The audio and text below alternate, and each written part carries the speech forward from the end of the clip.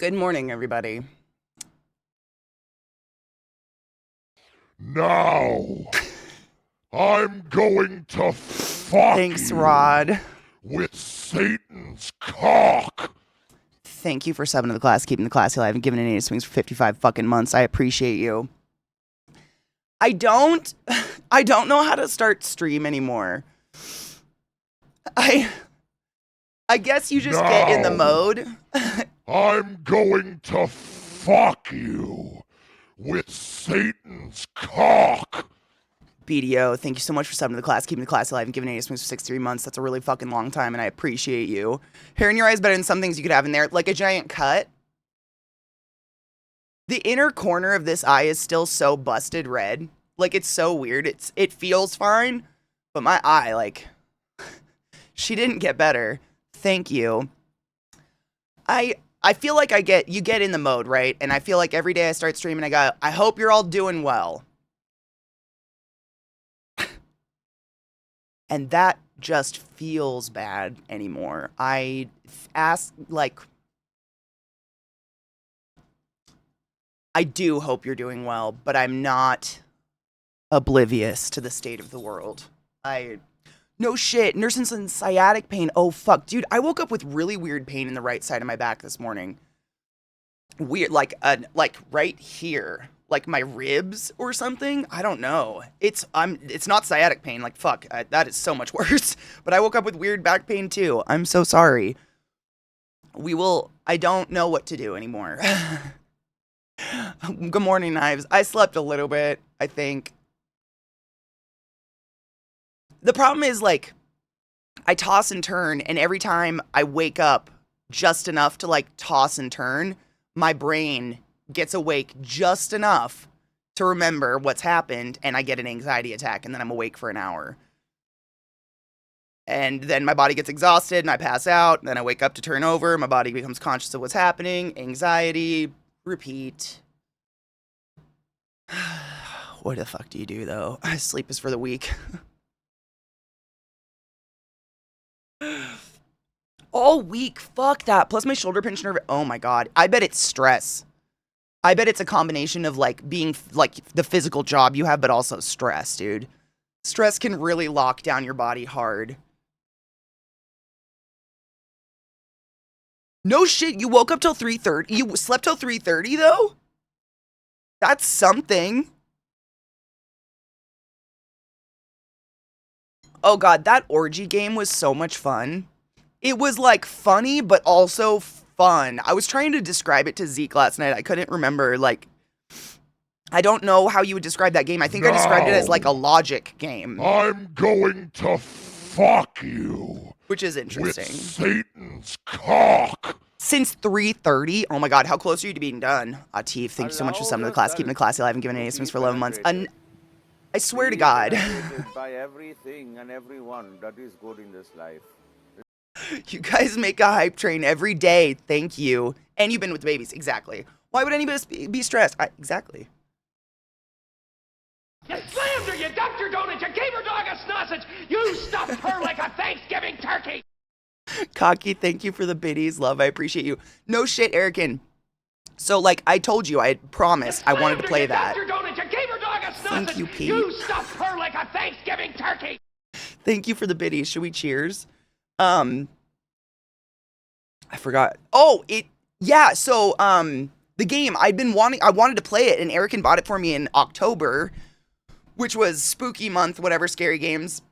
So I was saving it, and my boy Valen raided me yesterday, and Valen was playing it, and Valen was like, oh my god, we just got done playing Organizer, and it was the funnest game ever. And I was like, holy shit, you reminded me, Erican got that for me, and I deeply wanted to play it. It's addiction. And it's because, like, when I tried describing it last night to Zeke, I realized in my description, if I described it that way, I would have never played it.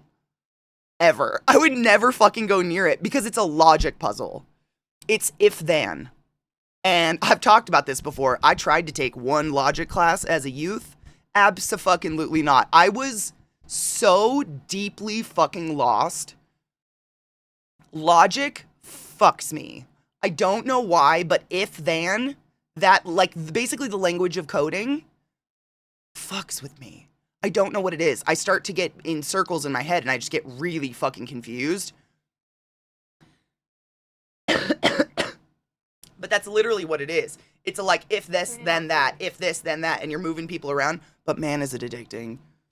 Hail Satan and cheers, bitches. Good morning, Jade. How are you, love? Absolutely, Atif. 100%. That is like, I actually, man, I wish I would have saved it. I wonder if I liked it or something. There was a post on Instagram this morning, and I don't know when it was from or whatever, but it was Dolly Parton, of course, the queen. And she was talking about how, like, in times where things are difficult, you have to count on your communities. You gotta be there for each other. And I was like, fuck yeah. With Satan's cock. Glut, thank you so much for subbing to the class, keeping the class alive and giving it since 58 months. That's a really fucking long time, and I appreciate you. Thank you. Coding logic is iffy for me, but I can do logic with analog electronics. See, coding logic was so, I mean, I was literally all through college, I dated an engineer. And he tried to get it across, like, I desperately wanted to learn, because logic, it was like a 101 class, and I literally, I didn't flunk out of it. I took the first test, did terrible, and canceled the class. Got a refund. I was like, holy shit, I genuinely don't know how to do this. Like, logic is hard. I don't know, my brain doesn't go there, but I got the game, so maybe I just need a game. Cheers.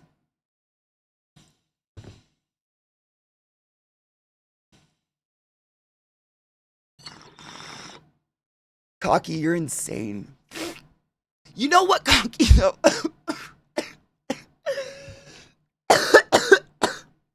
Oh my god, hold on. Cocky, I have something that you'll love this. Hold on. I saw something on Instagram this morning, and I sent it to my sister so fucking fast. It's a post about women, being unable to get diagnosed. Hold on, let me see if I can get it. You'll love it. It's like, I love it, but hate it. I am logged in. Thank fuck. Okay, hold on.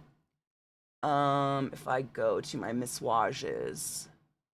No, go to Sarah's miswages. And then go to this video. Oh fuck, where is it? Got it. Pause! Oh, fuck, I hate autoplay so much. Hold on. I have to go to his page and then pull it up. I can't pull it up in a message because then it autoplays and then you guys don't see the first 3 seconds and I fucking hate it. God, this guy's got a lot of videos. Maybe I don't. Okay, you know what? Hold on. You don't care. I'm just gonna play it out of the fucking message. One moment. It's gonna autoplay and mute and I fucking hate that so much. It's so annoying.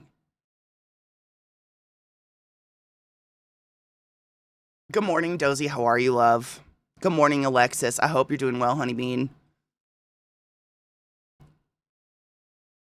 Good morning, Prime. I hope you're doing well, honeybean. Remember, there are still doggies, still clouds, still Mobius strips, right angles, gelatin molds, Dungeons and Dragons, resin pouring. Like a Thanksgiving turkey. And all of the music and movies I ever loved, it's still around, focusing on the very near bubble right now, 100%. You guys are my bubble. I feel like I'm in a COVID bubble a little bit. And you guys are my COVID bubble. You guys are you're my bubble right now. Thank you for that. Thank you for those biddies, Pete. Thank you for the fucking hype train. You're genuinely too kind and I appreciate you. It's not a onesie, but it looks like it. I wish. It's not nearly as cool. It's just a giant teddy bear hoodie. I think, no, we confirmed. It's from Fortnite. I've never played Fortnite before, but it's a teddy bear hoodie from Fortnite. But it's the warmest thing I fucking own. And it hasn't stopped snowing since yesterday. So, we're living in it. Okay, hold on. Is it going to show the right screen? No. You know, yesterday I actually checked it before stream, and it did do the right screen. That's the only time I've ever checked before stream. I'm grabbing it, Mishy. A bestie bubble, literally. Yes, Safi. Yeah. It's the bubble of, these are the sane people I know around me have good intentions. And I need to know there are people around me with good intentions right now. One day at a time is going to be the motto for the foreseeable future, very much so. Yes. And I will be here. You will have a place to go. I will be here.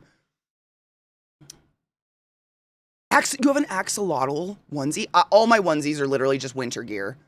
They're either for nighttime at Burning Man or winter wear because they're warm. That's it. Thank you, David. I'm grabbing.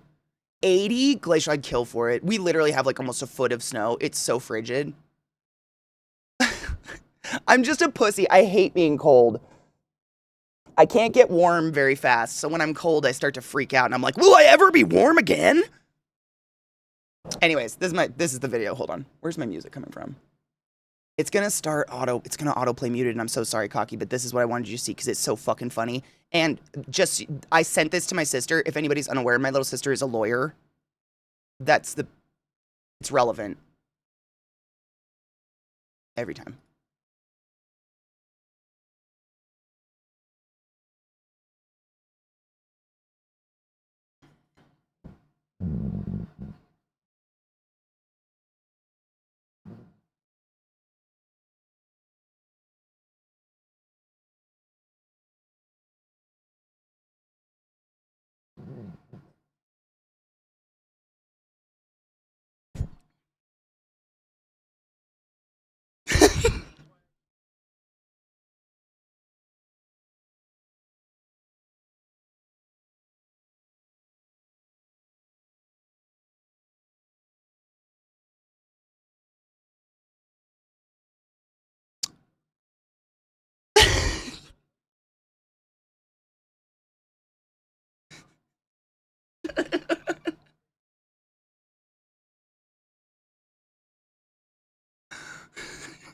I know.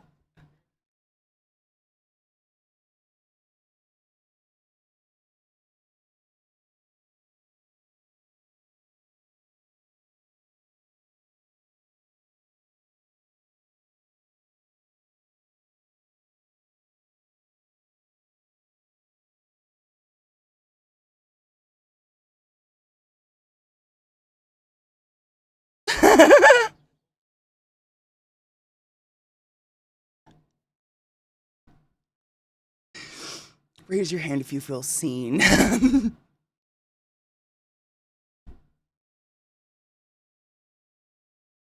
Because holy shit. Right? I mean, this goes for anyone trying to just get a fucking diagnosis. It's like clawing yourself up a greased wall. Right? I watched that this morning and I was like, oh my God. Do you know how many Mickey Mouse ears I own? 5. I own 5 sets. Do I wear them when I run on my treadmill sometimes? Sure do. It's painful. Yeah. It's a little, yeah. Yeah. But my sister and I make jokes about this all the time because she's one of those, like, she's raw dogging it through life kind of people. But she's suspected she has tads of autism forever. And we just were like, I sent her this video and we started chatting back and forth. And she's like, remember when I didn't take off that yellow Power Ranger outfit for like 2 years? I was like, yeah. And then remember you only took it off to put on the BJ outfit and wore that for another 2 years? And then you just stopped bathing? Huh.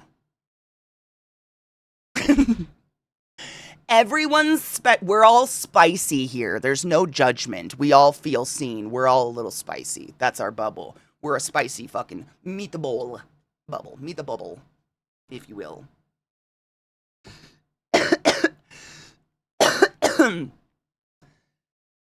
Are they different Mickey Mouse lady? They're all different themes. Yeah, I have a Maleficent pair. I have a Haunted Mansion pair. I have a pair that I made. Like at Disneyland, you know, you go, if you've ever been to Disneyland or Disney World, you can go to these shops where you pick your own ears and your own headband and you stick them on. You can put all this shit on them. But I've got like 5. Not that Mickey Mouse ears are be all end all, but like, I like spicy too. It makes people interesting. Beach. Oh my God, Erican. Okay, so that probably didn't make sense. Did you ever see Barney?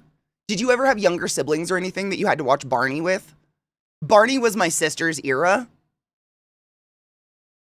Bless him.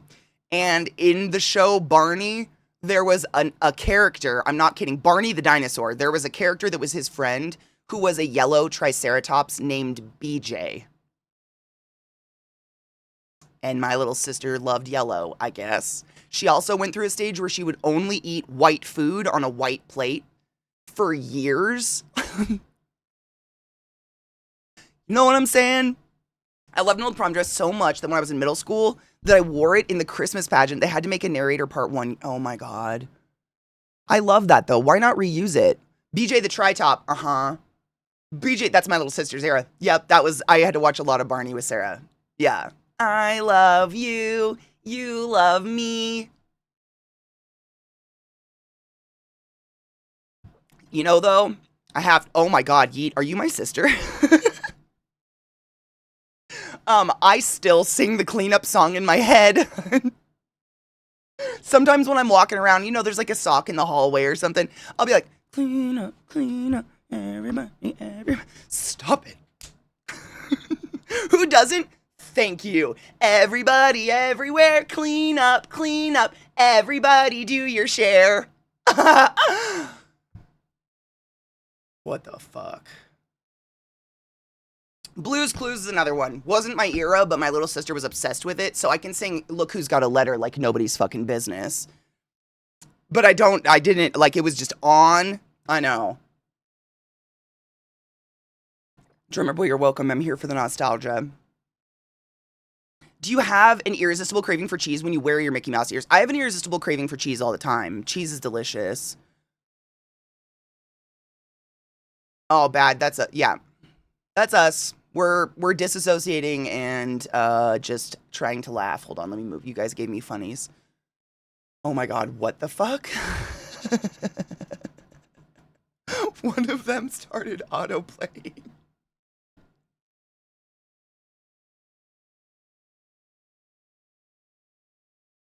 Blue's Clues was the shit, man. My little sister loved Blue's Clues. Blue's Clues was a good show, though, honestly. Like, I wasn't annoyed to watch that with my sister when we were little. My oldest daughter was a big fan of Barney. You know the songs. Does anybody know what happened to Barney? Did he actually have drugs in his tail?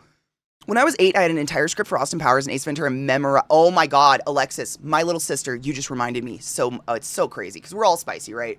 But my little sister's that, like, I'm sure you guys have seen the memes where it's like, are you the memorizes books and has everything really organized and appears to have your life in order on the outside, neurospicy? Or are you the type with unmatching socks and you leave the house without pants and you don't really care and you forgot your keys somewhere and you haven't drank water in 70 hours and you don't remember the last time you ate, neurospicy? Sarah and I definitely got that split right down the middle. Like, my neurospicy is the, oh, she's fun. Sarah's neurospicy is, wow, she's smart. My sister memorizes like photographic memory type shit. But when she was a kid, no shit. When she was like little, I don't know.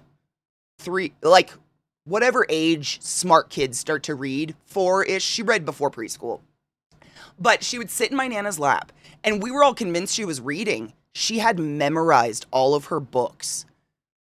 And so she would open them up, like sometimes upside down, not realizing what was happening, and she would read the book back to you, but it was all memorized. She had memorized her fucking library of books. And we didn't realize it until she popped one open upside down and started reading it upside down, and we were like, oh my God. She's not reading. She has 100% memorized every word of these books just from other people reading. She's like that level. Yeah, she's a lawyer. Like, I'm very proud of her. She's so fucking smart, but I try not to be like, I'm so jealous if you're smart, because we're all suffering. It's all neurospicy, right? It's all something, but she's really fucking smart. Hi, Bubba. Do you want to come snuggle? Yeah, hi. Good morning. How are you doing today? Have you been napping? No, you went and played in the snow. Thank you for licking my arm. It was dirty. I knew it. Thank you. No shit. I started reading it for coincidentally the same year I got glasses. Why? Thank you.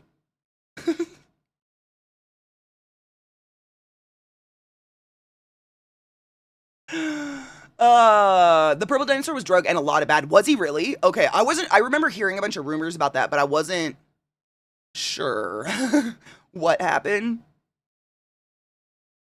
When my outside is messy, my autism is calm because my brain isn't messy. That's when my outside is clean. Like, a clean environment or an organized environment makes my brain function better.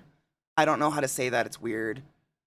Oh, they fucking love the snow. It's just getting me to get the courage to go outside and take a picture of them. And stop licking my arm, dude. Why? What's on your face? It's so cold. He's the best boy.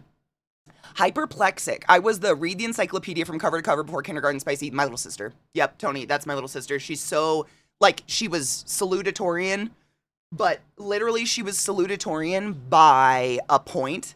Like, it was actually her and another kid, like, competing. They both had 4.0s. It was, like, extra credit points at that point. They tied for valedictorian. I don't even know. Like, my sister's that level. She's so goddamn smart. It's crazy. But it's hyperplexic. It's that. It's like, it's not a choice. It's not like, you know, she's one of those kids that you'd be like, wow, that really came easy to you, but it didn't. Because she can't forget anything.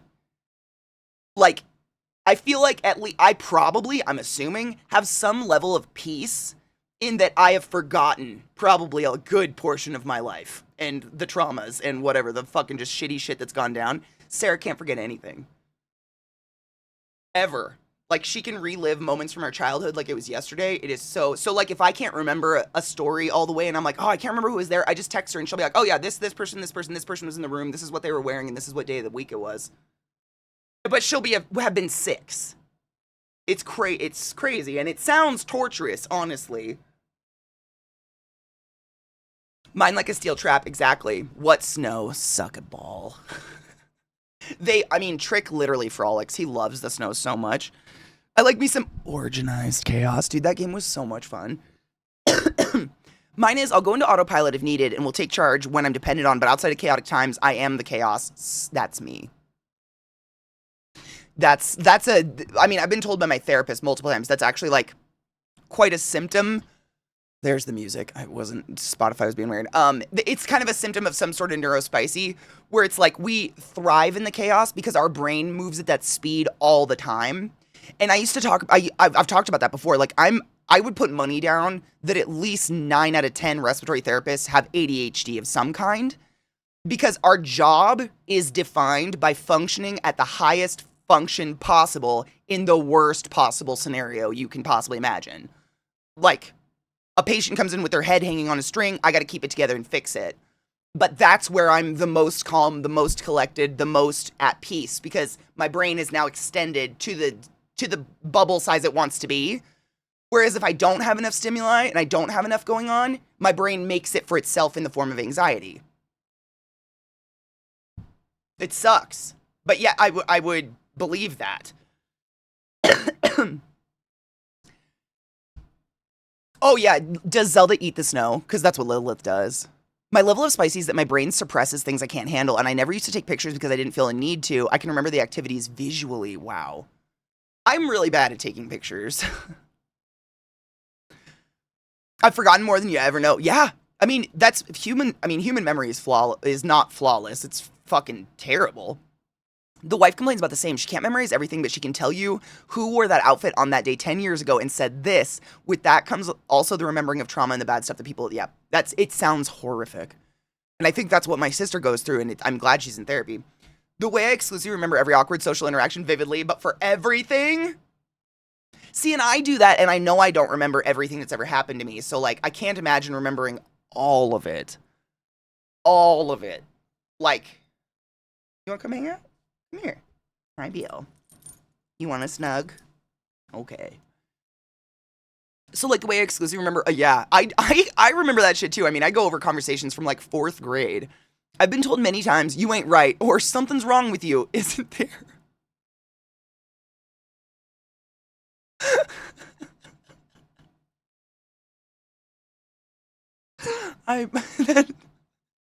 You ain't, it reminds me of fucking, oh my god, what is it, King of the Hill? There's something not right with that boy.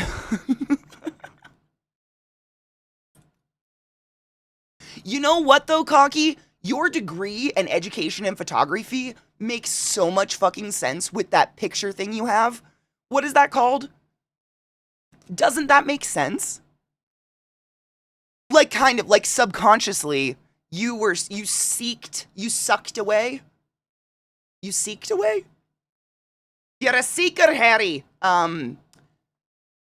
Aphantasia, thank you. Yeah, you have, like, it was natural for you to seek a way to retain images because you fucking can't with your head. Right? Sought. You sought, thank you. Not sucked. What? Can we just... It's fine. I haven't slept in some days. I'm fine. Sought out, yes. Oh, dog hair. You guys, how do you shed all the time? Katie, no! I can talk for hours if I see a pic, but can't pull up the memory without a jogger. That's so interesting because I'm so the opposite. I'll see pictures of myself and I don't remember what happened. I feel like my memories are in the form of emotions and like sounds and smells more than the sight part. But I don't think I have aphantasia. But like when I think back on my memories, it's more like what was happening on the inside in that emotion, in that instance that I can explain to you. Like whatever heightened shit was going on, whether it was anxiety or something was happening, I can explain how I felt in a situation and like the smells going on and what the temperature was and what I was hearing. But the visual aspect it doesn't stick as hard, I don't think. Really, listen to this. I'm pretty sure I'm somewhere in there. My brain is a mix of random remembering the most random things in full detail, like looking up a file, but also will really learn heavy machinery by making them sequences. Yes. I mean, Vissy's explained it to me, like the way I think Vissy's therapist explained it to her and she relayed it to me, is that there's a level of neurospiciness, not a specific, where it becomes a superpower in that, like, when we were kids, there was so much we were told we can't do, or we were just shown we can't do because we don't learn the way other kids learn. So we weren't getting A's, we weren't doing phenomenally because we just don't learn that way. There's something to be said about that, and we grow up with this, like, almost like a mental chip on our shoulder that's like, fuck you, I will learn that. And it morphs into a superpower where it's like you with machinery, you learn it, and you've got it, and it's step by step in your head like a fucking manual. Because you knew you had to. There's something, like, it's almost respiratory was the same for me. Like, I feel like I have a fucking bogus memory. Like, you guys hear me, I try to talk and I fucking mumble all over my words all the time. My brain moves a million miles an hour, but I could explain to you from step 1 to 27 how to set up a ventilator to this day perfectly. Because it was like, you had to. You know what I mean? It's almost like a sink or swim situation. It's possible to have multiple different senses, be aphantic. No shit. How?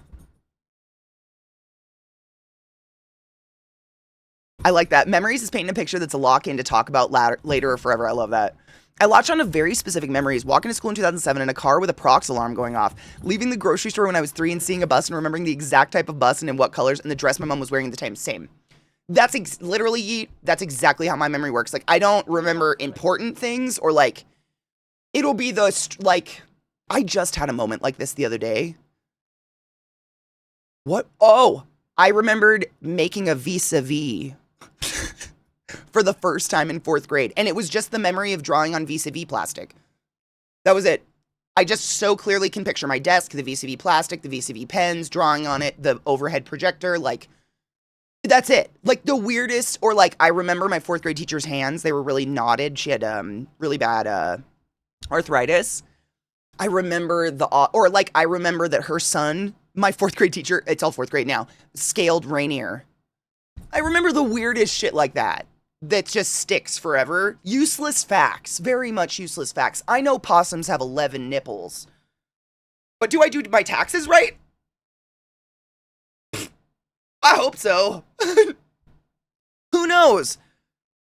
My brain remembers things it feels like it cares about. And that's, I think, mine too. Like, I remember instances of, like, I've told you guys the story many times of me catching bugs at recess and keeping them very safe and comfortable in my desk until the end of the day, cradling them on the bus all the way home, and then letting them go in my yard because I wanted that bug to be my pet.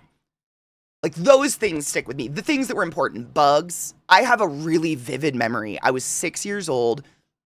And it's really bizarre. I don't know why this was here. So you just have to accept this was real. But we lived in a motel, and there was like a fence along the outside of the pool, the laundry room, and a couple of the motel rooms. There was like an alleyway. And in that alleyway behind the pool, there was a fucking bathtub in the ground. Just a bathtub in the ground. No idea why. but I would lay on the ground next to the bathtub and I would watch grasshoppers lay their eggs in the dirt. And they would like shove their butts in the dirt and lay eggs. I just have these weird visceral, and I would just stare at that. Like, that was interesting to me. That shit stands out. But like other stuff, I don't know. It's weird how certain things stick and certain things don't. You told me we would go for ice cream sometime 3 years ago, Zaquarion. I have a memory of my biological dad carrying me up the stairs to my bedroom because apparently I fell asleep or something on the couch. And I wake up while he's carrying me up the stairs and I literally am like, I didn't get any pie. And I start to cry and he gets mad and just sets me down on the stairs and walks away. He was an alcoholic. That's not a good memory, but I remember I wanted that. I still to this day, it was banana cream. I was 5. The things we fucking latch onto and stick, but like I can't remember day-to-day activities. I mean, I'm lucky I brush my teeth every day. You know what I'm saying? Crazy.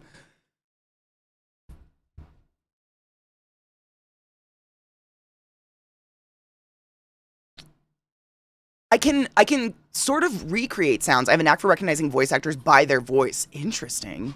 I recognize people by their face, but I never know their name. Like, I'll know someone, and I'll be like, that's the person from another show. And people will be like, no fucking way. And I'll look it up, and it is, but I never know their name. I'm so bad with names. My earliest memory is staring up at this god-awful porcelain clown face lamp while lying on my bed. Well, clowns suck. You know what's funny? My childhood bedroom had clowns in it. I wonder if there's something to that, and that's why we fucking hate clowns.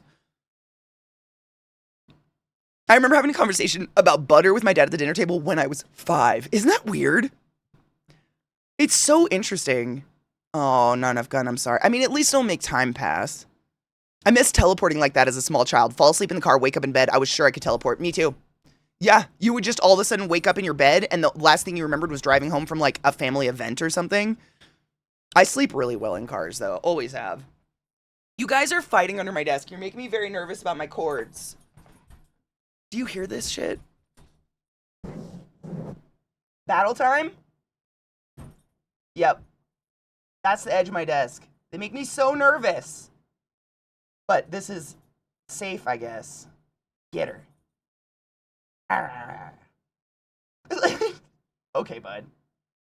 All right. You did good. Good job. You got her. Yep. Good. Okay. Yep. You're doing great. You're doing yep. Good. You're doing great. You mouth her again. You'll get her this time. You'll get her this time, bud. Oh, did she go down? Oh, there she is. They just fight with their mouths. They're such dorks. They just do that.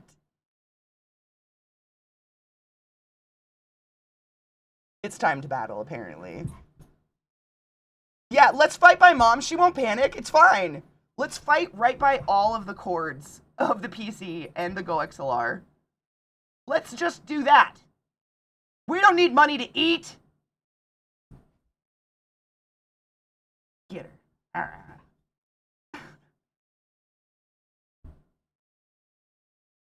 This is, anytime you hear thumping, this is all that's happening.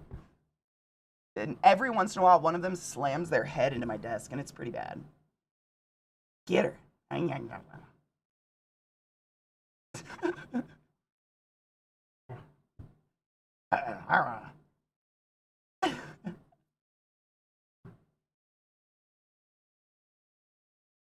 Go for the oh.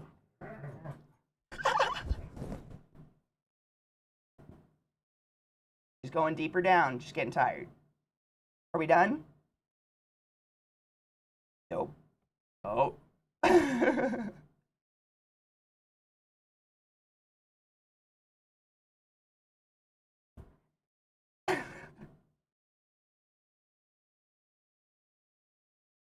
him.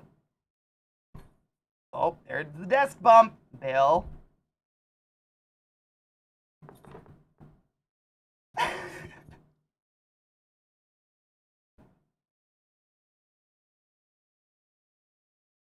Oh, are we done, bud? Oh no, we're going around the back. Get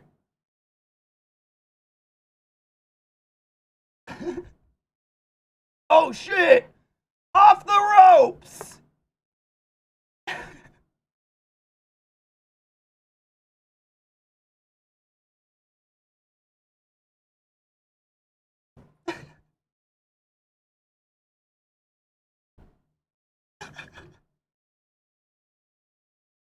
All right, that's it. That's all they do. They're hilarious, and I love them so much. They just make me nervous because their heads are literally swinging around all my cords. Don't bump something. It's way better than WWE because they talk less. Dude, I've wanted to set up a poodle cam. I need to, like, if I do that, I need to set up this office so there's one place they hang out. Because the problem is, there's not one place. Sometimes they're under this table, sometimes they're under here, sometimes they're over there, sometimes they're back behind me. Like, they don't have one spot. And I'm not up against, like, a wall or anything. They're all over, but a poodle cam would be fucking adorable because they are weirdos. They're always just chewing on each other under my desk. But you're very adventurous. Literally, I had an even movable camera, and with the way that fucking not digital cameras, with the way that webcams are, they're so sensitive. USB. Every time you move one or knock one or bump one. Are you done? Are y'all done? Did you get her? Did you get her? Or are you gonna go get her again? No, okay. You got her. Yeah, he's a big man. He's a big, strong man. Oh, you gonna get her again? You gonna get her? Battle Royale behind me now? What up, Lord Hybrid? How are you, love? Poodle. Oh. There's just... That's all they do is mouth battle. They never bite each other. Like, they'll grab each other's collars and pull each other around, but that's about it. I wonder if the OBS face tracker plugin could set for doggo faces. It'd be fucking... Oh my god. If I had, like, a swivel camera, that would be literal chaos. It would be hilarious, though. Did Zeke make them coffee? No. I don't... It's snow. My dogs live for the snow. Like, they just... And the moment it's cold outside and snowy, it's like crack cocaine to them. They're like, oh, I can do everything and I never overheat. Oh! They just fucking love snow. Like, Trick likes to bound in it and jump in it and roll in it. Lilith eats it. She walks through it like a bulldozer with her mouth open, like, and just eats it and then comes up looking like fucking Cocaine Bear. But they do love snow and they're just hyped the fuck up. I had to write down all of the behavior I have the points to me having autism, at least what I could remember, and that's the trick, right? It's literally like toddlers kissing. I was going to ask my wife tonight if she wants to mouth battle to, I mean, literally just put your face up on her cheek and just go, ah, ah, ah. You know what I'm saying? That's all they do. Forever. Hours. They're still doing it. Nope. Just kidding. Bill's playing by herself? Bill, what you doing? I thought they were battling. It's Bill battling herself now. Be a bean. Good luck, honey bean.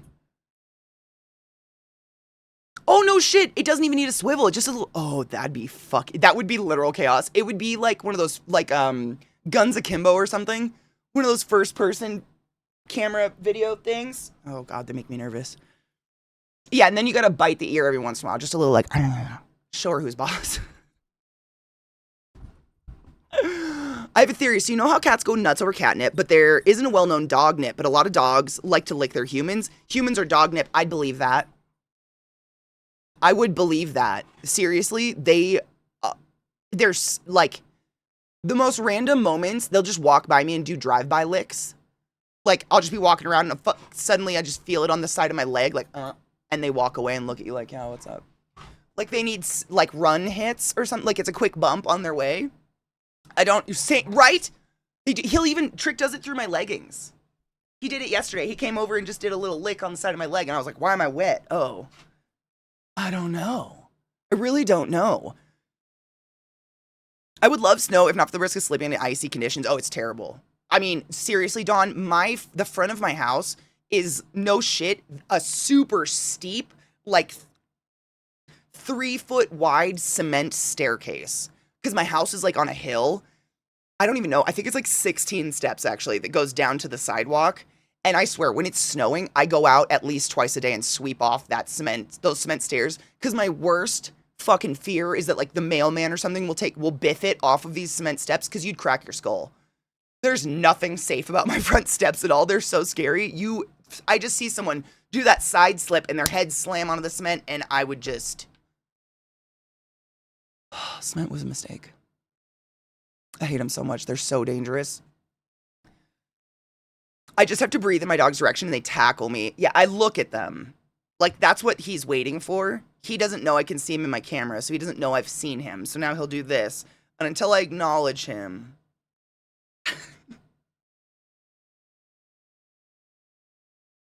he'll just sit there.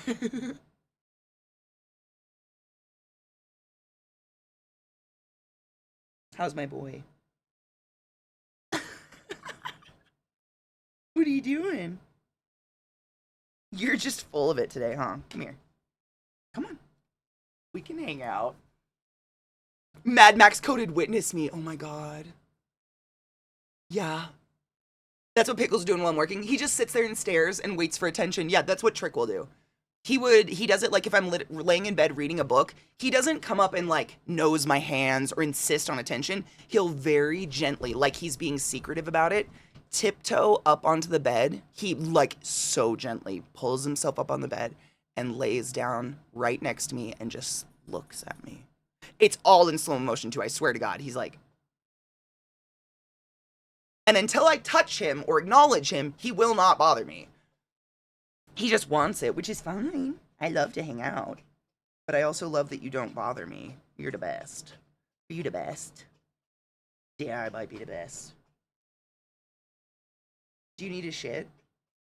You've come over like 4 times. I can't tell if it's just because you're playing.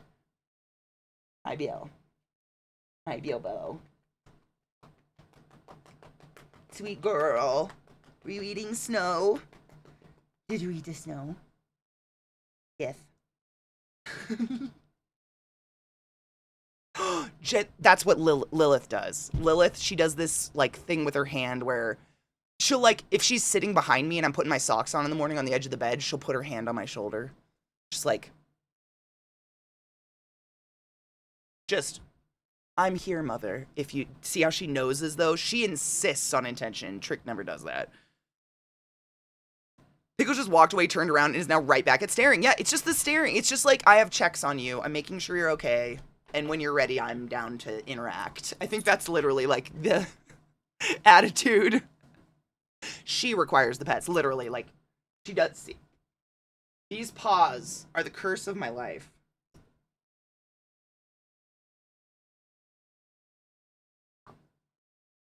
Oh, are you gonna fight from my lap? Is that what's up? Get him. Get him, Bill.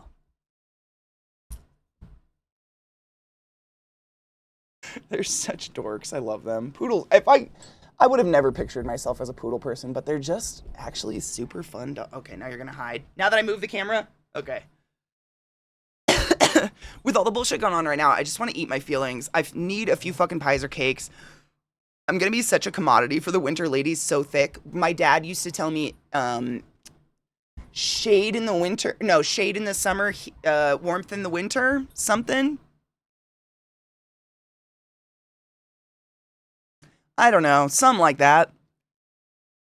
Working on music, no shit, Lord. I've been, like, I started, like, 4 projects yesterday just to keep my mind busy, and my hands busy, and my everything busy. Same. Like, I just don't know what else to do to keep my brain off of things. And so I've, like, just opened up 50 things and started. This week, those are Jesus's carbs. You eat some fucking bread. What does that mean? Wait, what?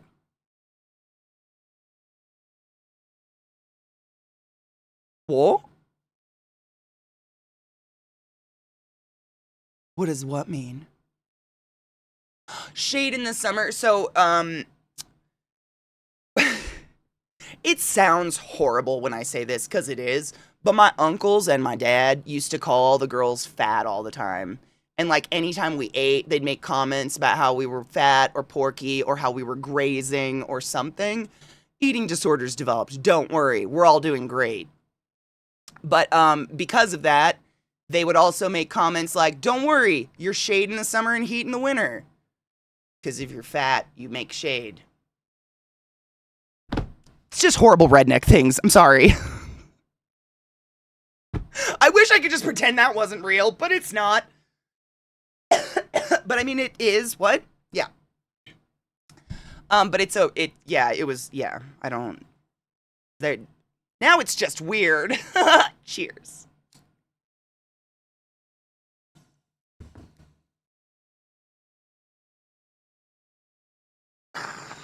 I'm okay now. It's okay.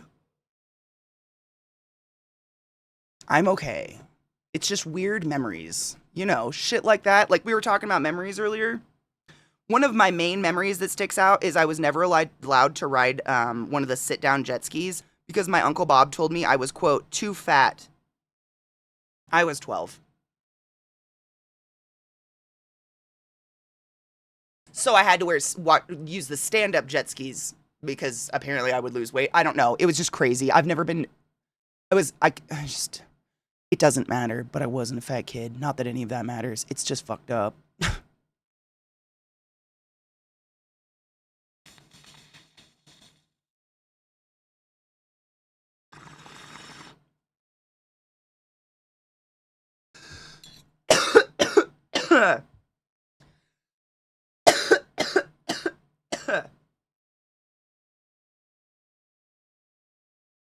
I don't know.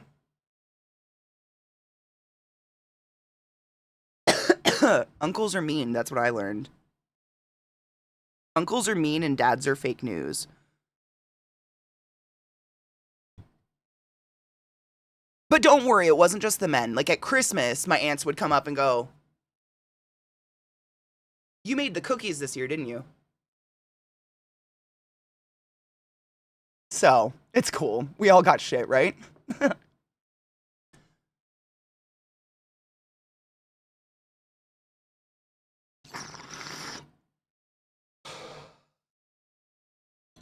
No shit. Another weird memory. I think I was talking about this the other day, but when I was in 4th grade, I broke my arm and my mom was at work. And so they called my grandparents and my grandparents couldn't get me. So they called my Aunt Elaine, and my Aunt Elaine came to pick me up at school and take me to the doctor to get a cast.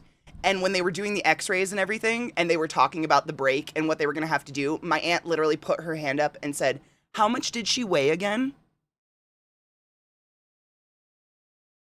I've never forgot it.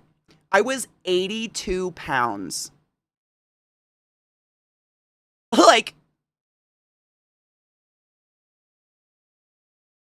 what the fuck?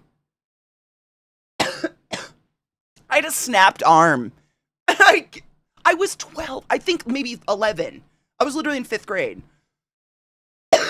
I was a child. But, like, adults are cruel and shit sucks. It's fine. Dude, I mean, no, in my family, it's a big problem. I've seen it ever since I was a child, like, been highly aware of it. But in my family, women, your value is on your beauty. Period. It doesn't matter how successful you are. It doesn't matter if you have a great job. It doesn't matter if you have a fucking happy life and a family. It is how attractive you are. And the holiday, like, family holidays growing up were really fucked up because I remember, like, not quite computing that concept. But I would stop eating a week before Christmas because I knew I had to go stay the night at my grandma's house. And then I'd have to wake up the next morning and all of my aunts and uncles and cousins would show up. And so I needed to be the thinnest I possibly could look in order to get acknowledged as a human. If you didn't look up to their standards, you weren't even acknowledged. But if you looked cute, pretty, and thin, it was, oh my God, look at her. And it was just a way to be seen as a human. And I remember thinking that as a kid and being like, all right, it's 7 days before Christmas. I have to stop eating so that someone will pay attention to me. I can talk about this now because I'm doing a lot better, if that's not apparent. But, like, what the fuck? Thinking back on that shit's pretty fucked up. Because as a kid, it was rational and made sense to me. And as an adult, I'm like, ah! Holy what? It is. And it's generational shit that just gets handed down for years and years and years. Your bones weigh more than you brittle old bitch, no shit. That's not even exaggeration.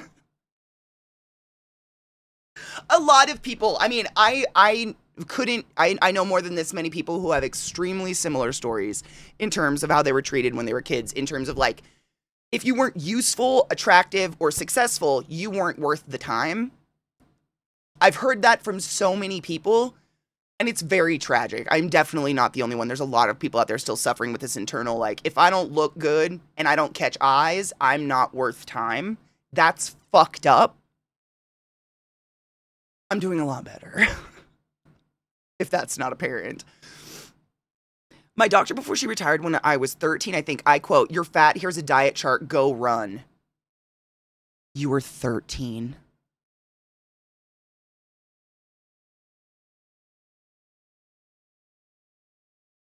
Oh my God, you've never heard it? You gotta go.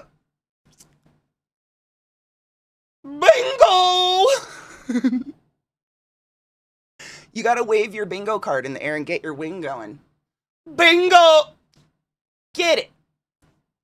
Yeah, you gotta get that wing going. Bingo wings, they're legit. But like the fact that we were made to feel bad about having soft arms when every lover I've ever had in my life has been like, wow, you're so soft, it's so pleasant, is really fucking weird to me. I'll take soft and pleasant. I'm fine.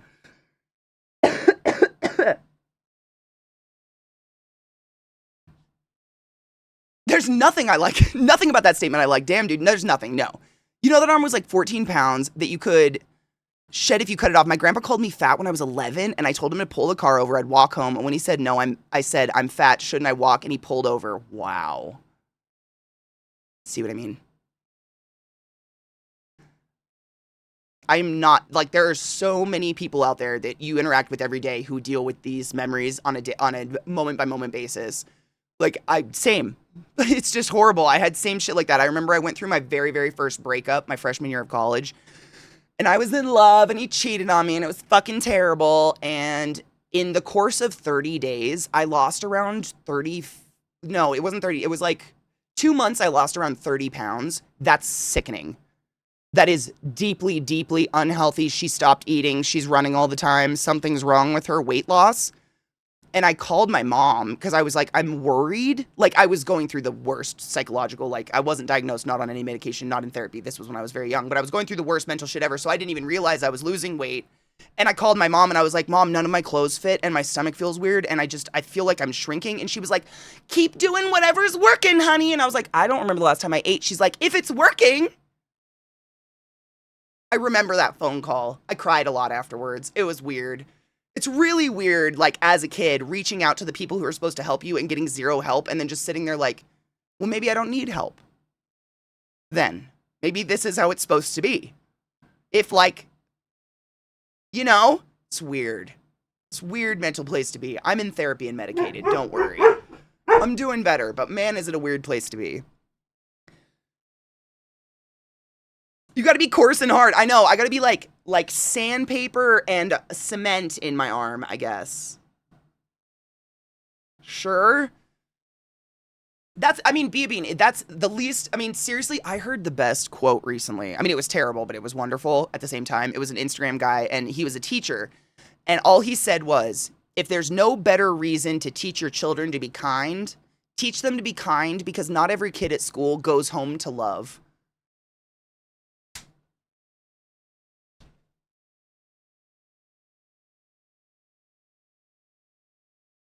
Holy shit.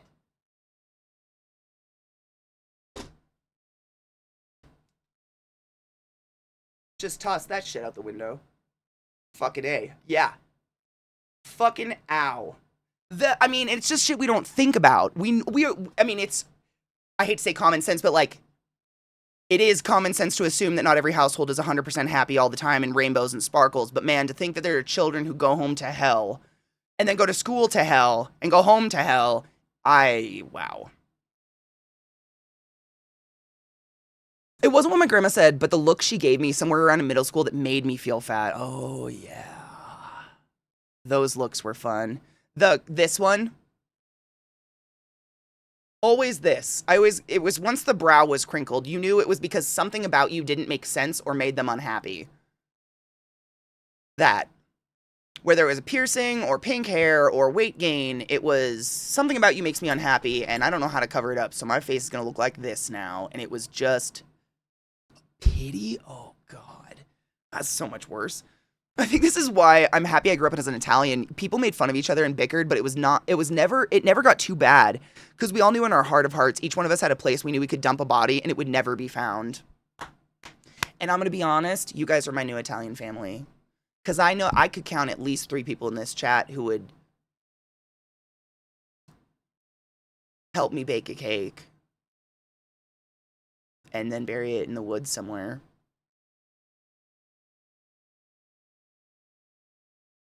So, I appreciate that. Never had that before. Thank you, BB. And I'm proud of you. I'm going to take that and use it for whenever my kid asks why when I tell them to be kind. 100%. Yeah. I mean, it's just, it seems like it should be a common sense thing, but man, does it hit hard. I didn't realize people hugged regularly until I started dating. I grew up and got hugged on holidays. Same. Oh my God, Duncan. Hard same. Hard same. The only hugs in my life were holidays, and it was, you go hug your uncle right now. He loves you, and he got you a Christmas present. And me going, I don't want to. He's creepy, and he touches my butt. You go give him a hug right now. Okay, that was hugs. Saying thank you to the creepy drunkle. So I had to be, like, taught that by strangers that, like, not all affection that is physical turns into rape. And that's super fucked up, to be very real with you. I had to be taught by strangers that not all physical interactions turn into rape. Because there was a large portion of my life where, like, if you touch me in a certain way, you're probably going to touch me in other ways, so I'm just going to avoid touching altogether. Fucked up. It is. It's sad, because it's like, it's toxic, but I try not, again, I say this all the time, but I try not to villainize my older family because that was taught to them by something probably even more cold. Like the golden or whatever that era is of our grandparents. Like our parents were trying to be warmer than that, which is crazy considering how fucking cold they were. You know?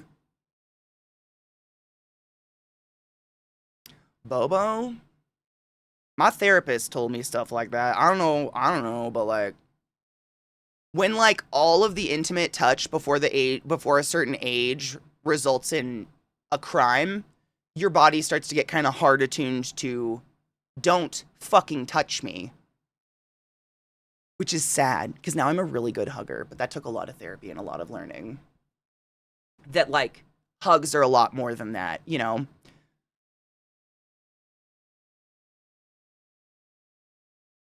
Amen, Allie. Absolutely. Green Days, it's not trauma dumping to share a story. We're all sharing stories. We're all hurting. And I think a lot of old traumas are coming up for a lot of people right now. It's totally okay. Not trauma dumping or anything, but I grew up in a junkie household with frequent drug and sex parties my mom would hold in the living room. So she would lock both my brother and I in our bedroom. If we needed to use the bathroom, we had to knock on the inside of the door and hope we can be heard. Mom eventually died from drug-related infection when I was 16. My childhood was super neglected, but I'm getting back into therapy, and it does for sure help. I cannot agree with you more. Therapy saved my life. Like, the combination of therapy and medication truly did. I can't identify with that more, 100%, but I hope you're doing better. And, I mean, no child deserves that. Not that you need to be told that. That is fucked up. It sucks because she's so short. Eat my ass.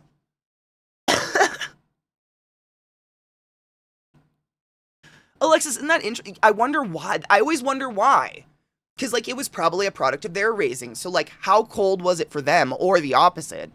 I had a friend who moved from West Virginia who told me she knew some coal mines in the mountains of West Virginia where they would never find a body if I needed it. And another friend who told me there was a swamp on her property if I never needed to get rid of a body. It is slightly concerning how many people would be like, you know, I got your back if you snap and get murdery. How funny. I know. And it's probably because they, like, this is what I assume, because I have friends like that as well that are like, you know what, Katie, when the meds run out and the apocalypse is happening and you finally kind of lose it, I got you. It's because they trust you to not, like, crack on the wrong people, probably. Like, there's some people in my life that if they cracked, you know, and kind of, like, lost their minds, I'd be like, so you went and found, like, a crimer, right? I don't know. The world's on fire. What the fuck do we do? Big same for wife, and I'm a huge hugs for affection person. It was interesting at first, and then I also shared that 10-second consensual hugs with loved ones help with anxiety and depression, very much so. A good hug is actually releases happy neurotransmitters. Absolutely, like a genuine hug. That's why I'm so vehemently against one-armed space hugs. Like, if you don't want a hug and you're against physical, I'd rather no hug than shitty hug. 10 times over. Like, I respect the right for people to not want to be touched. I love that. You have that. Please communicate that with me 100 times over. But if we're gonna hug, we're gonna fucking hug. And it's gonna be a good hug. Because I grew up with that shitty hug nonsense, and that's not happening. Absolutely not. Hog farms are the best. Oh my god, maybe it's because people are just scared of you. What up, Worsty? I also had that kind of trauma. Kid was raised not having to hug or kiss anyone he didn't want to. If I ask for a hug and he says no thank you, we accept it. 100%. He comes for that when he wants it, and it makes it so much more special. I mean, seriously, just teaching a kid autonomy of their body, my god, thank you for parenting. Because I still struggle with that. Like, I think that's why I have that deer in headlights reaction when people do horrific things in front of me or around me or say things weird to me. I don't have an instinct to react. I have the instinct to take it, which is horrible, and I wish I didn't. It's kind of funny how family keeps asking why you don't keep in contact. Well, if you tell them you don't want to see them and the reason what you've endured, and they just stay silent, right? You just kind of want to say you don't want to know. It's not important.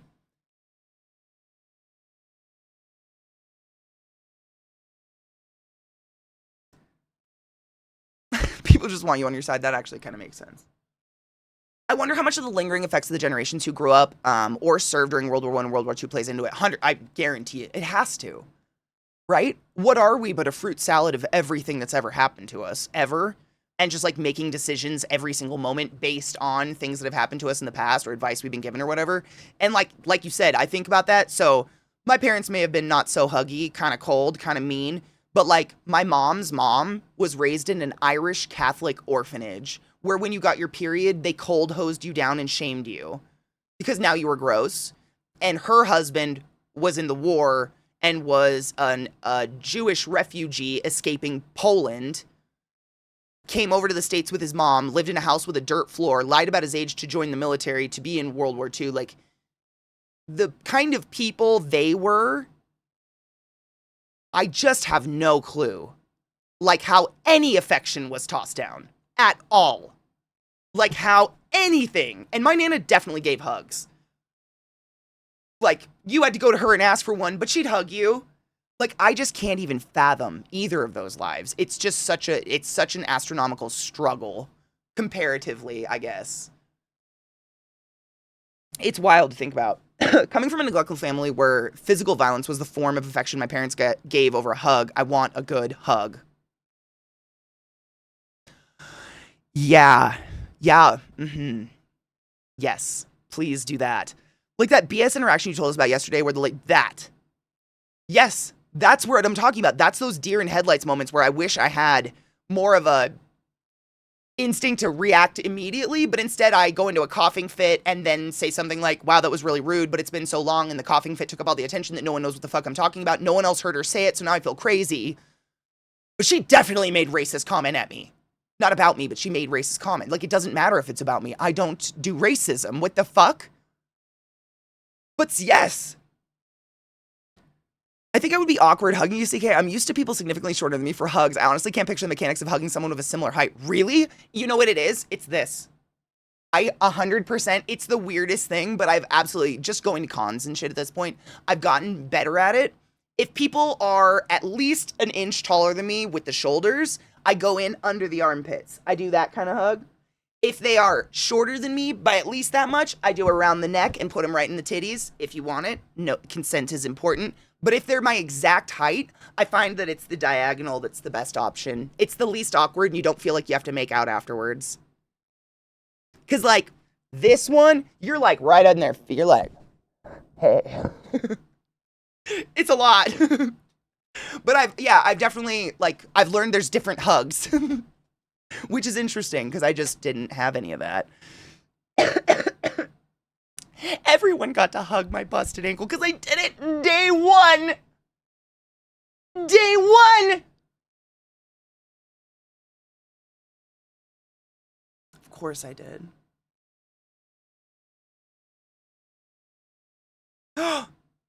Hell yes, Dazed. Be safe. Don't slip.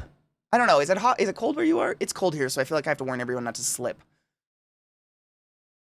100%. I feel like, Duncan, we talked about this yesterday, but it's like, there's a certain level of, how did I say it? It was like, people can be shitty, but we have to give them room to change within bounds, obviously. Like, there are certain things that I just don't know if I can forgive or want to be around you. I'll appreciate your changing and trying to be a better person, but, like, I still don't want you in my life. But we have to give people room to change and grow, because what else are we at? What the fuck are we asking for then? I don't know. Like, there's no hope. Thank you, Rod. I try.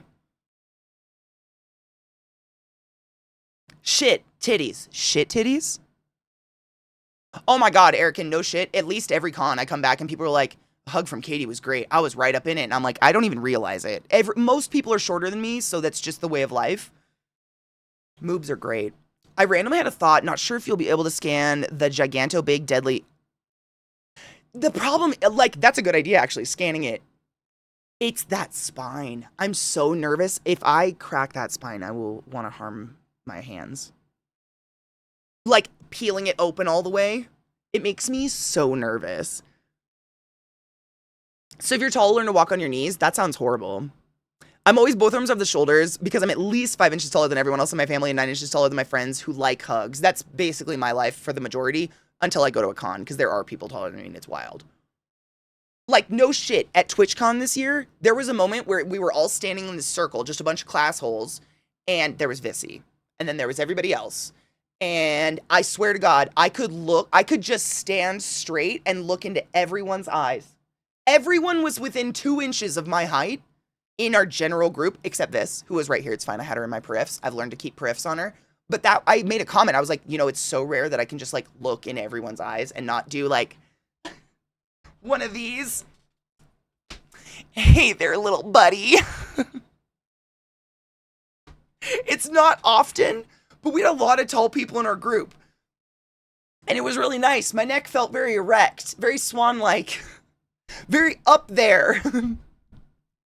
David, I would never. I have literally never done that. I will never do that. What a fucking horrifically condescending. I have friends in wheelchairs. Holy shit, it's horrifically condescending. I would never. I'm saying, but that's what it feels like in my head. Like, it's actually like a thing. I don't know what the exact height is, but if you're over a certain height, you're more likely to gain a bump right here. Like one of your stego bones. Because we subconsciously, like, humans want to be part of the herd because it's safer to be part of the herd. So if you're a tall person in a group of shorter people, you'll do this. And you start to crane yourself down. And it makes your stego pop right there. And it'll be a permanent fucking pop. Because we, like, it's not a condescending thing. It's nature. It's human nature or animal nature to bring in, like, to come down, and you want to be face level with everybody, but you'll start to just slowly, you start to do this. Or, like, this is what I noticed, especially at cons. Why? Shut up. You're killing my voice. So if I'm standing normal, but there's a lot of short people, I do this. Because it brings me down like 3 inches, but I don't even noticing I'm doing it. I just start to, like, go down. Because I subconsciously, I don't want to look down on people. I think it's like animal instinct or whatever that we want to look eye to eye with people, but I find myself dropping my body to be in eye line with other people. It's interesting. I don't know why. Or sitting on a railing or something just so I'm eye line with people. Because I don't like being the tallest person there. It feels weird. It feels like sore thumb. I would literally have never done that. It's a thing. The bump is real. I probably have it too. And it's only when you do that, and then you can knock on it. It makes a nice meaty thunk. That bump is one of your stego spines starting to bulge because we so constantly do this. And at computers too, we do the same thing. Everything. That's the stego bone. Just pick us up and baby carry us around. Doesn't that feel worse? I mean, no shit. If one of my tinies, if Vissy was like, can you put me in your backpack? I would. She's so fucking small. Are you kidding me? Like, she would easily fit in a backpack. Like a little fetus. I would, but I wouldn't do that, like, without someone's permission.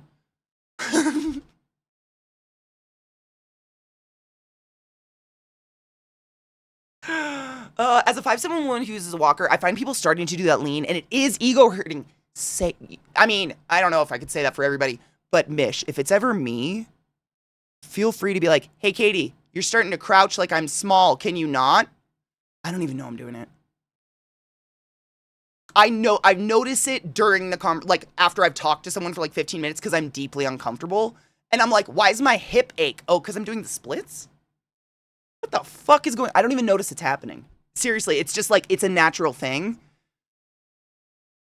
But no shit, I would go to assume that most people, they don't know they're doing it. Because I don't.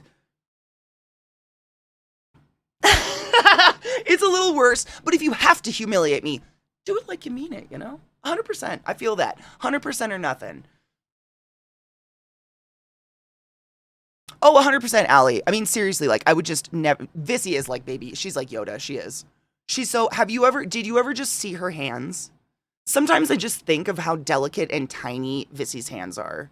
And I worry about how people might breathe near them and they might break. I have no concept of being small. I've never been small. Like, small. Like, just small. I've always been gangly, big, weird, tall, always. And her hand, I fuck you not, is like there on my hand. Her hands. And they're just so small and petite and delicate. It's just wild. And I've never had it. I got big old knobby, like broken knuckles and shit. Literally like half of my hand. I want to say she goes to about half that knuckle. Her hands are so fucking tiny. And it just like, I feel like I would break all the time. I think you might be literally an inch shorter than her, Allie. Maybe, like barely. We should have taken pictures of hands. I'm 6'3", my grandmother's 4'10". Oh my God. I got the stegobone because I look down all the time, so I don't run into the shorter people after being around her growing up. I think I do the same. I have this really weird thing, Scott, where like, it's hard to explain, but I can, let's say, attend the same class in the same room of the same building for 4 years straight, and on the last day of my last class, 4 years later, look at the ceiling for the first time. That's how often I look up, because that's how often someone is taller than me. But the floors, I can describe the grout in detail. Because, like I said, I keep her in my periffs, because I'm not fucking with you when I say her face is the exact height of my elbow bone. Just right there. I have learned to keep her in my periffs and to, like, I have to adjust myself so I don't run over people. And I think that's part of where that comes from, so you're always aware, because I'm not going to hurt someone taller than me. If I walked into BDO, this would be it. Hold on. If this is BDO and this was me, it'd be like, do. Not a problem. But like, if I'm walking along and this is Vissy, do you know what I'm saying? I win. I feel like I have to be more like conscientious of shorter people because I straight up elbow height. It's right there. I'm too tall. I feel like that's it, but that story about a ceiling was just so true. My art room in high school, I literally every single day of school for 4 years straight, the last day of my senior year, I looked up and the ceiling was so weird. It was like this stair step of mirrors that would help bounce light around the art studio, and like one whole wall of the art studio was a window, so that natural light would come in and bounce off this. I had never fucking seen the ceiling. I'd never looked up. Because no one in my school was taller than me, not even a teacher. Not one human was taller than me. Why would I look up? Weird. I still remember that because I remember being like, oh my God, how have I never looked? The ceiling is so cool. It was so cool looking. Never seen it before. People run into me all the time. I genuinely try not to do that. I hate it. I am so embarrassed if I run into someone because it's, if I'm like walking along and I turn it and there's a person here, it's, oh my God, I am so fucking sorry. Holy shit. You know what I'm saying? The amount of times that I'm like in an airport or something and I do the ADHD where I'm walking one direction and go, oh, I forgot something, dunk, straight into some tiny person and they just now have an imprint on my stomach. It makes you feel, I feel so bad. It makes me feel so fucking bad. I try so hard to be conscientious and like aware of people around me, but oh my God. It's a nightmare. I don't think any tall person wants to run into you or run you over. Seriously, that's what it feels like. That's what it feels like, Cocky. That's exactly what it feels like, is if a toddler runs straight into you, but it's just like that. Boop. And I'm still standing like, what happened? Oh my God, there's a person.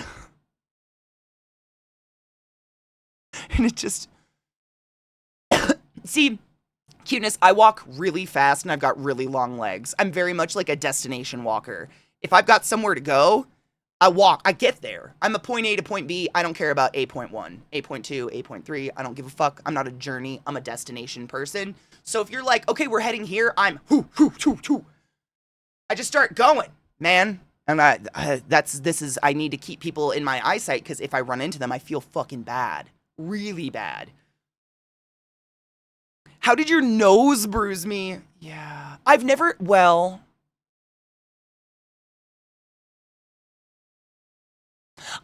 treaded on someone. I did run my dirt bike over Joshua once. She's fine. She's a nurse now. We have 2 5 to 10 pound dogs. I'm always looking down. That was there. The amount of, oh my God, Chief, tell me if you've done this before. Millie, bless her little heart, my little pug.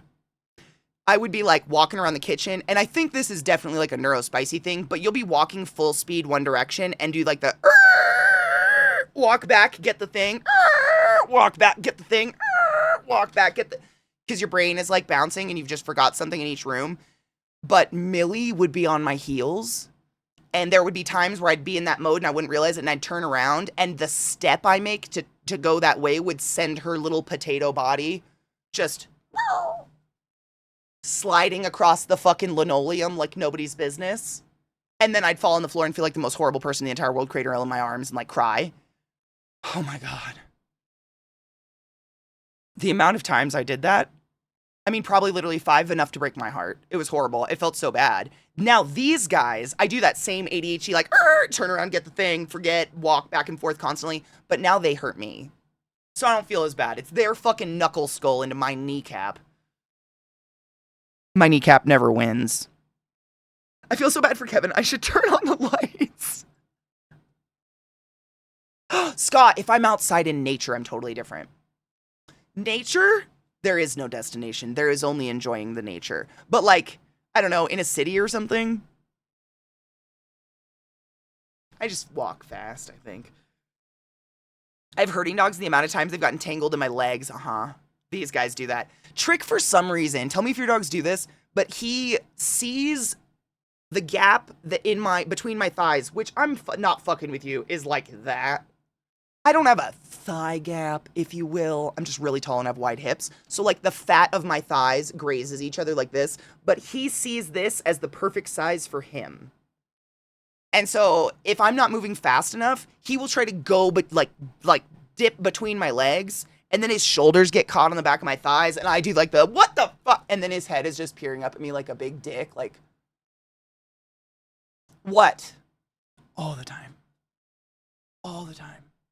I'm like, you don't fit there. You gotta stop. Western PA, and even the city, unless you're in Pittsburgh, you have cool cities. I would too. I mean, honestly, I was much different when I lived in Maryland. When there's something to be said about the architecture and the history and actually having trees to look at, very different.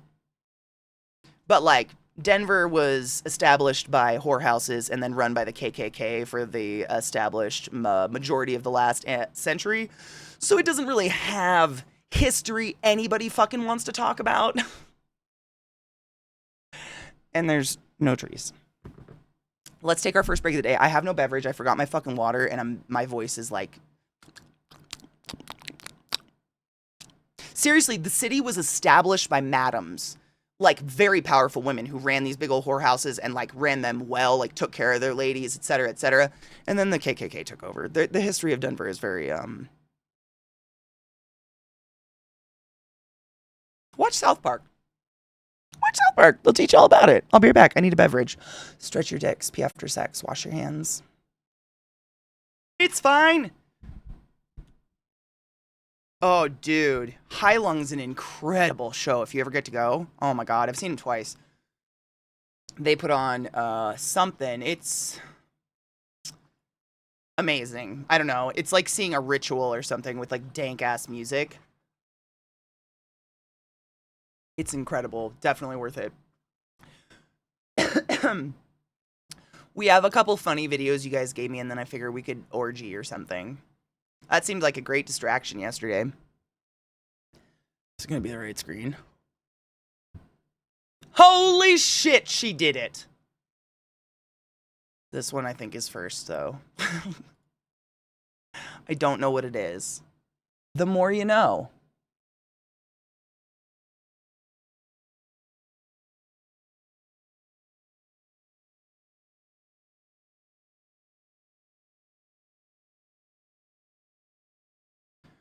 Wow! What a beautiful amount of time to stock up on some Plan B.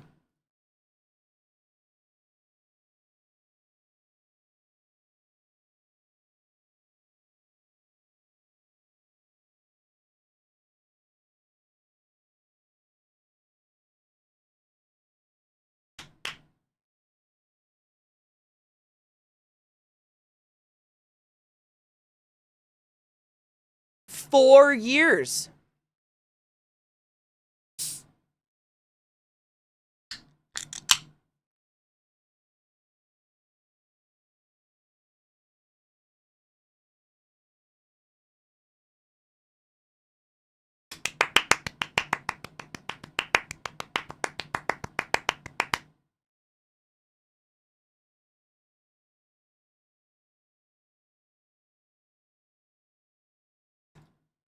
Yeah, it's a perfect loop. No, it's fabulous. I was just letting it go. It's perfect. What up, Mayo? How are you, love?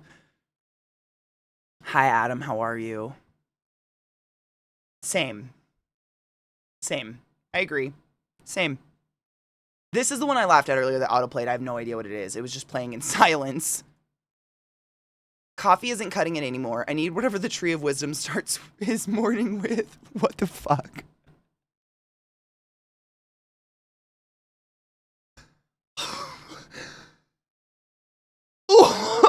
Who is that?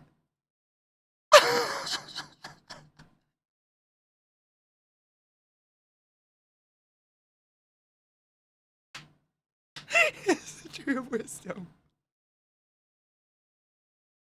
He can, like, do you see that fucking Irish dance kick though?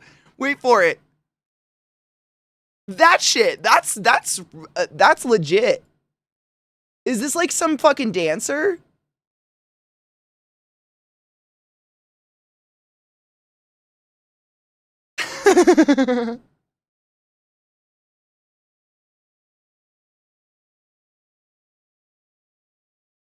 I do want that. Oh God, Mayo, good luck. That is the shit. Not the good shit. I don't want to be kicked by that kick from the Tree of Wisdom.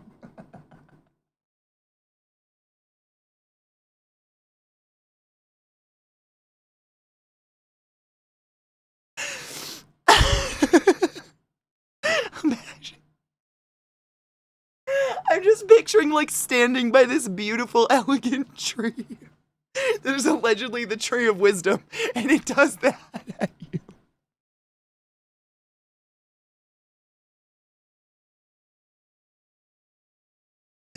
Just a swift Irish kick.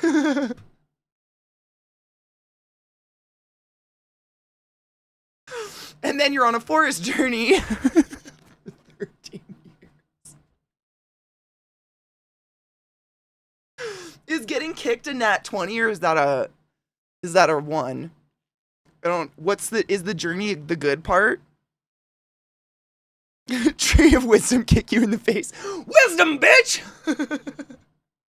And then just frolics off like this.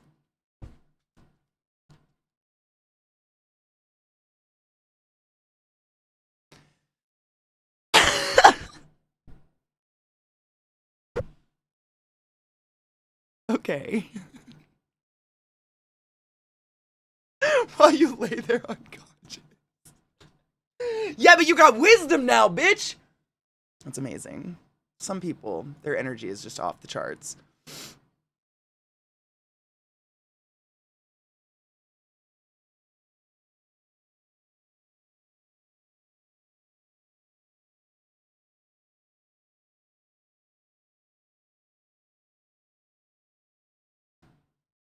What?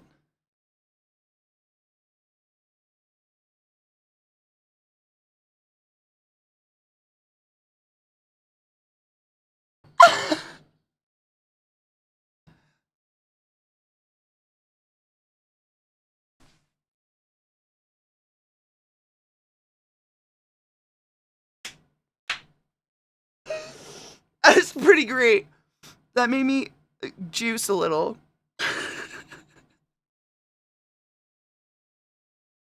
I don't know.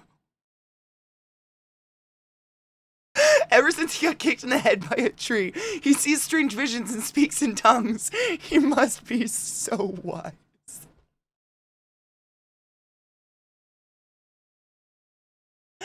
Clips to you just laying on the ground drooling.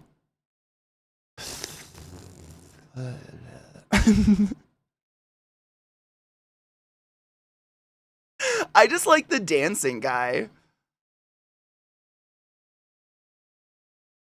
He's the best. Oh my god, do you know what he reminds? Oh, please tell me he's dancing like oh, wait. Oh fuck. Oh my god, the guy that Tina's obsessed with. That's how he dances. What oh, it's on the tip of my ass. Yes, VR. Oh my god, it's Jimmy fucking Pesto!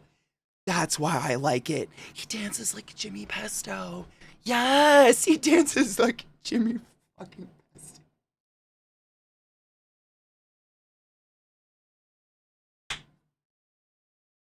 The voice actor's in jail, to be clear.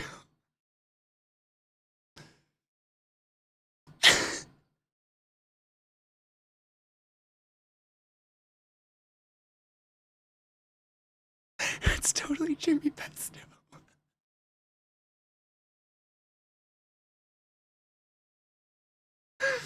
That's incredible. Wait, what the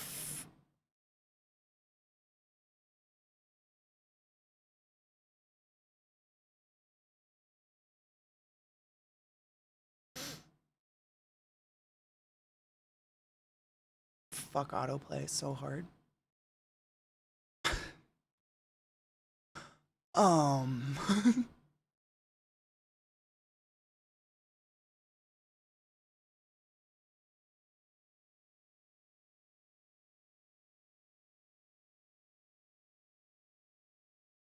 Asmodeus, Saturnus, Lucifer.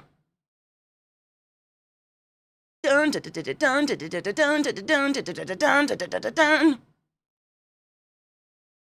Shut up.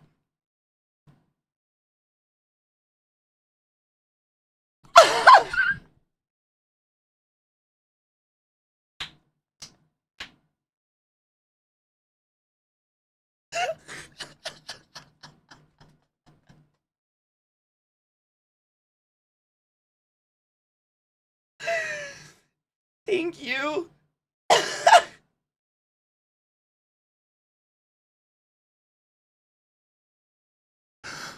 Why are there all these? Oh. Wait, I'm actually logged into Instagram. Hold on, I might be able to open it up. I'm never, for some reason, Instagram's a shit on browser, so half the time I'm logged in, half the time it won't let me log in. But I got something this morning out of it, so I should be able to get it. Hold on. Yeah, you bitch! Shut up. It's literally the thing on the screen. Is that literally what you sent me? Is this creepy fuck right here?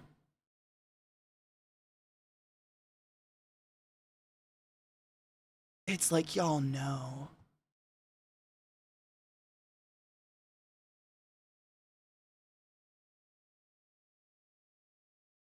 Ah!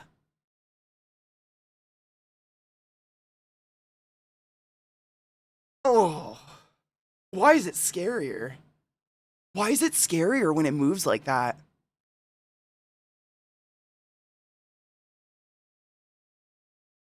Oh.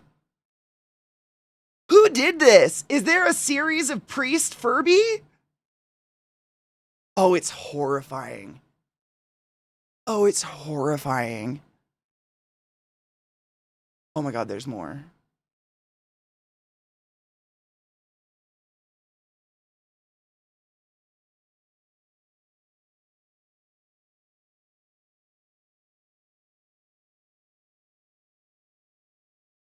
It's a new cryptid. This is a new cryptid. Furby Pope is new because it's being spotted.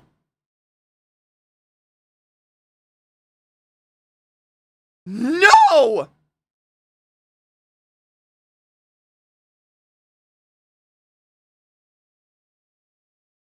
Right? Like, I'm into it, but I hate it. As well. Right? If this was any other week, like, that would probably get me more, but I kind of want to give it a hug because it seems safer than anything else in my life right now. Shut the fuck up. Hanging with my friends, we threw a Furby against the wall and the batteries exploded all over the room and it kept talking. Ska, I'm not kidding you. I was just telling a story the other day of how my little sister was gifted, like, Gizmo Furby when we were kids for Christmas. We took the batteries out and it never stopped talking. It was in the closet. So we snipped the cords. It was horrific.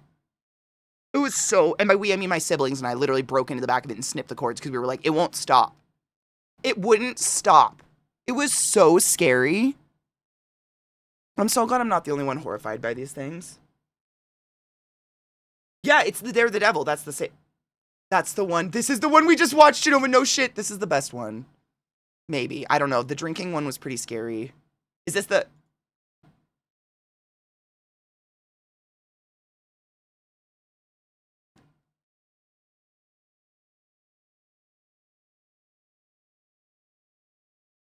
Dun, dun, dun, dun, dun, dun. I have to hear the song now. I'm so sorry. We've heard that too many times. One moment.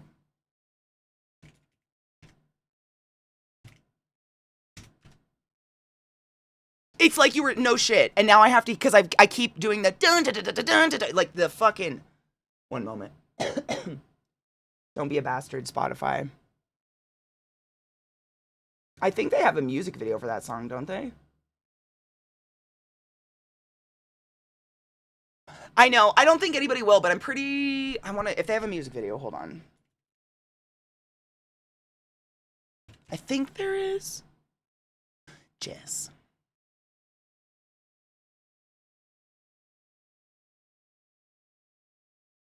There's a censored version and a not censored version. I don't know.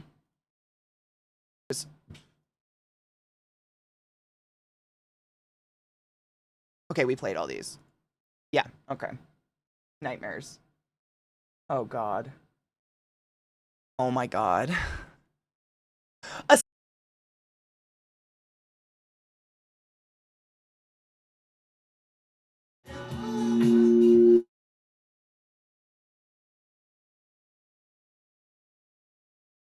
This song and the last song have this... You're charged enough. Anyways. In that last song, when I put it on, which one? The How Are We Billie Ices.